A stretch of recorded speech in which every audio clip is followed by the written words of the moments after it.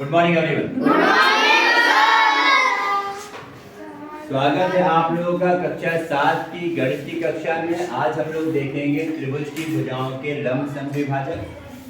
पिछले वीडियो में हम लोग क्या क्या सीख चुके हैं?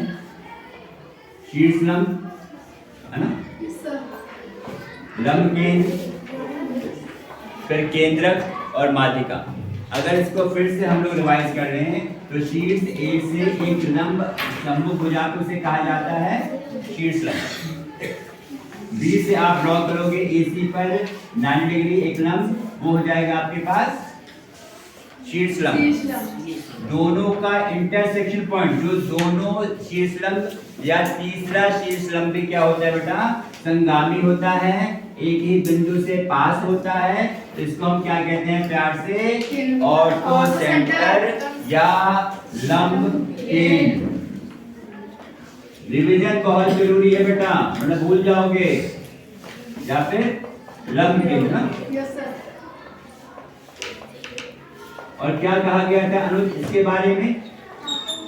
शीर्ष लंब और लंब केंद्र क्या कहा गया था? शीर्ष लंब एक ही बिंदु से पास होता है, इसलिए उसे कहते हैं संगामी, संगामी या कॉन्करेंट। ठीक।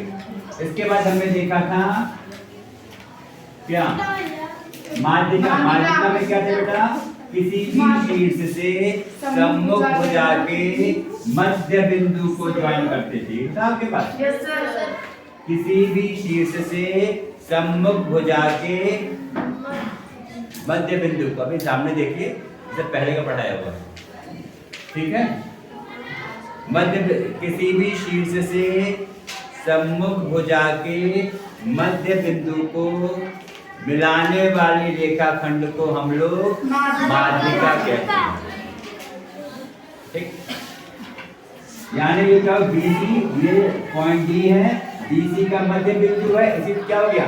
यानी हम ये कह सकते हैं जो आपके पास माध्यिका है वो क्या करती है?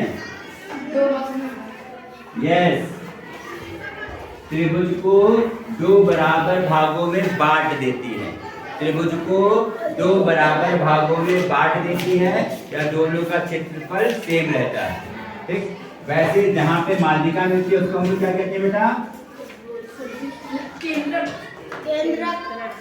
केंद्रक। वेरी गुड, मतलब सेंट्रॉइड। ये चार शब्द आपको बिल्कुल याद होने चाहिए। केंद्रक, माध्यिका, शीर्ष लंब, लंब केंद्र। वेरी इंपॉर्टेंट, हर जगह मिलेगा, हर कक्षा में मिलेगा, मतलब कक्षा 7 से ऊपर मिलेगा आपको। वहां भी प्रश्न होंगे तो आपको इस शब्द क्लियर होंगे, तभी आप वहां के प्रश्न पाओगे। अब एक और शब्द आ गया है, लंब समद्विभाजक। लंब समद्विभाजक, ठीक है? इसे कहते हैं परपेंडिकुलर बाइसेक्टर।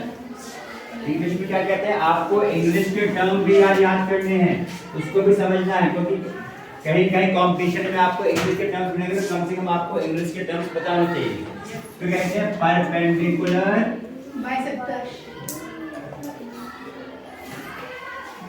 बाइसेक्टर। यहाँ पे हम किसकी बात करेंगे? त्रिभुज के भुजाओं के लंब समद्विभाजक की या त्रिभुज के परपेंडिकुलर बाइसेक्टर की। आइए अब हम लोग यहाँ पे परपेंडिकुलर बाइसेक्टर या लंब समद्विभाजक को समझते हैं। मान लीजिए आपके पास कोई रेखा है, ये आपकी किताब का पहला प्रश्न भी कह सकते हैं।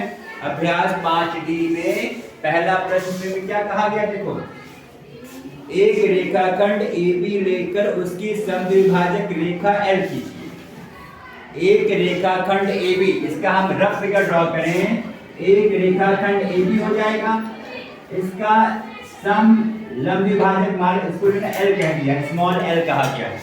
फिर उन्होंने क्या कहा है बेटा? कोई L पर कोई बिंदु लेकर, बिंदु P लेकर, L पर कोई बिंदु P लेकर, यानी L क्या है? समद्विभाजक, लंब समद्विभाजक। लंब मतलब ये 90 डिग्री हो जाएगा और समद्विभाजक मतलब क्या हो गया? ये लाइन L होगी, इसको दो पार्ट में रेखाखंड AB को डिवाइड करेगी। मान लीजिए इसको हम E मान लेते हैं, मान लीजिए D है, ये मान लाइन आपके पास E मान लेते हैं। अब स्टूडेंट का कोई बिंदु P ले लीजिए, लंब समद्विभाजक पे कोई बिंदु P ले लीजिए। अब उस P की दूरी पॉइंट A और B से समान होगी, सही है। उस जो पॉइंट P की दूरी A और B से समान होगी, आए समझ में?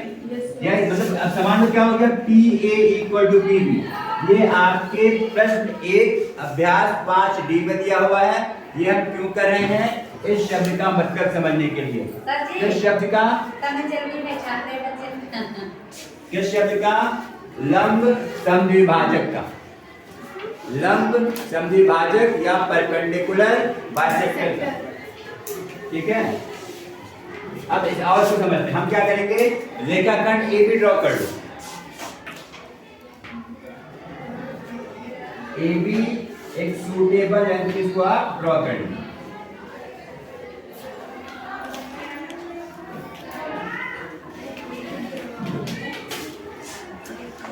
AB रेखाखंड AB हो गया है। अब परपेंडिकुलर बाइसेक्टर ड्रॉ करने के लिए क्या करोगे आप, अपने प्रकार की नीडल पॉइंट A पर रखोगे और मोर देन हाफ ले लोगे बेटा इसमें। क्या करोगे, मोर देन हाफ, ठीक है। मोर देन हाफ, आधे से अधिक दूरी आप प्रकार में ले लोगे। फिर इसको ऐसे ऐसे आप कट करोगे, एक आर्क आप नीचे कट कर दोगे, एक चाप लगा दोगे। फिर बिंदु B पर कंपास की नीडल रखोगे और यहाँ पे आप एक ऐसे आर्क लगा दोगे, और फिर यहाँ पे भी क्या करोगे, बिंदु B से एक आर्क आप ऐसे लगा दोगे, ठीक है।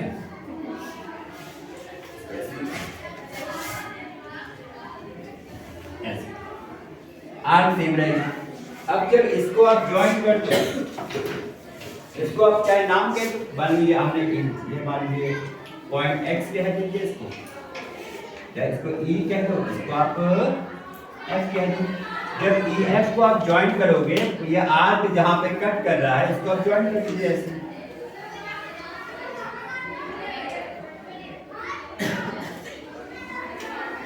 ये क्या हो जाएगा, 90 डिग्री। जो EF है ये पॉइंट क्या हो गया आपके पास, समलंब द्विभाजक या परपेंडिकुलर बाइसेक्टर, समलंब द्विभाजक या परपेंडिकुलर बाइसेक्टर। क्यों, क्योंकि 90 डिग्री है और ये दो पार्ट में बराबर डिवाइड करेगी। अगर पॉइंट करें B, ठीक। अब इन्होंने क्या कहा था, किसी पॉइंट P को ले लो। Yes sir. किसी पॉइंट P को ले लीजिए, कोई से पॉइंट ले लीजिए, ये मान लीजिए। अब इस P की दूरी PA से और PB से क्या होगी, समान हो जाएगी, समान हो जाएगी। आप इस पे ज्वाइन कर दोगे ऐसे,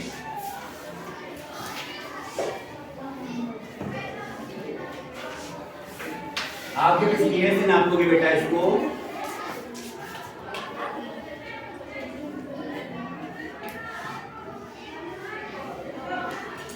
और ये स्केल से आप ऐसे नापोगे। अपनी कॉपी में जब ये नापोगे बेटा तो क्या होगा, इसमें PA इक्वल टू PB हो जाएगा। इसमें हम ये भी कह सकते हैं त्रिभुज PAD ये कॉन्ग्रुएंट हो जाएगा ट्रायंगल PBD के। ये आप आगे पढ़ोगे, सर्वांग सम अगर ध्यान आ रहा हो। Yes sir. पढ़ा? Yes sir. 6 में था।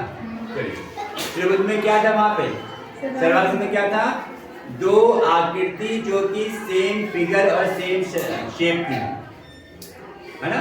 फिगर्स हैविंग सेम शेप और सेम साइज, ठीक है।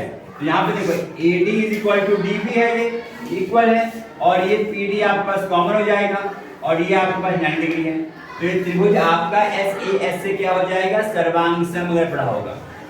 हमने क्या पढ़ा है, समलंब द्विभाजक, समलंब द्विभाजक कैसे ड्रॉ करते हैं परपेंडिकुलर बाइसेक्टर अभ्यास 5D का पहला प्रश्न है। सही है। इसके बाद हम लोग अगली बार देखेंगे कि त्रिभुज की भुजाओं के लंब समद्विभाजक कैसे ड्रॉ करते हैं। भाई वहां पर 3 भुजा होंगी तो 3 भुजाओं का लंब समद्विभाजक ऐसे ही ड्रॉ करना होगा। इसको फिर हम कल देखते हैं। आज इसको जाकर प्रैक्टिस कर लीजिएगा। एक रेखा खंड आपके पास है, उसमें लंब समद्विभाजक कैसे ड्रॉ करना है। प्रकार से हम रिवाइज कर लें। प्रकार से आधे से अधिक लेना है। ऐसे आर कप लगा दो दोनों साइड, फिर बी पे रखोगे बेटा, बी पे रख के दोनों साइड यहाँ पे आर क्या ऐसे लगा दोगे। जहाँ पे आर कट करेगा लाइन को मिला दोगे। अब ये जो सब लंब समद्विभाजक पे कोई सा भी बिंदु होगा, लंब समद्विभाजक पे अगर कोई सा भी बिंदु होगा वो हमेशा ए और बी से समान दूरी पर ही होगा। कोई सा बिंदु मतलब चाहे इसमें कहीं भी बिंदु ले लीजिए, यहाँ P1 ले लीजिए, P2 ले लीजिए, P3 हो गया है, P4 हो गया है, कहीं भी बिंदु लाई करेंगे पॉइंट P हमने लिया है तो वो हमेशा ये दूरी समान रहेगी। यानी यहाँ पे क्या होगा, P1A बराबर P1B हो जाएगा, P2B बराबर P2A बराबर P2B हो जाएगा। फिर P2 बिंदु ये रहा। अब P2 की दूरी A से, P2 की दूरी B से समान रहेगी। समझ में आ गया। तो दिमाग में क्या बैठाना है, यदि कोई बिंदु लंब समद्विभाजक पे स्थित है तो वो रेखा खंड के दोनों पॉइंट से समान दूरी पर होगा। इस पर आधारित प्रश्न बहुत ज्यादा मिलेंगे आने वाली कक्षाओं में। सही है। चलिए खुश रहिए, स्वस्थ रहिए, पढ़ते रहिए। हम लोग मिलते हैं अगले वीडियो में। धन्यवाद।